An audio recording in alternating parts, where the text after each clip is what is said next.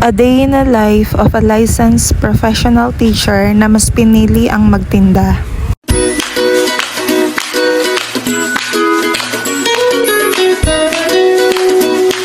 Today is June 15, 2024 at tumanggap tayo ngayon ng delivery ng JTI. JTI na palagi na lang late. So, fast forward, after ng JTI, tumanggap din tayo ng delivery ng Nestle. Sagutin natin ang katanungan kung paano ako nakakuha ng mga ahente na nagde-deliver sa akin sa bahay na hindi ko na kinakailangan pang pumunta sa mga grocery para mamili ng pangpaninda. Sa video na yan ay dumating na din ang delivery ko ng Creamline. Noong kami ay magsimulang magtindahan, kami talaga ay namimili lamang sa mga grocery store kagaya ng Rizal at ng Pure Gold. Ginawa po namin noon ay nag-aabang po kami ng mga supplier. Halimbawa po ay may nakita kaming malaking tindahan, nag-i-stay lang po kami malapit doon at tinitingnan po talaga namin kung may magdi-deliver ng mga nakatrack. Then after po noon ay kakausapin po namin yung ahente or yung driver na baka sakali madeliveran po kami. Sa part ng video na yan ay dumating na rin yung supplier namin ng bigas, nag-deliver sila sa amin, bandang gabi na po yan.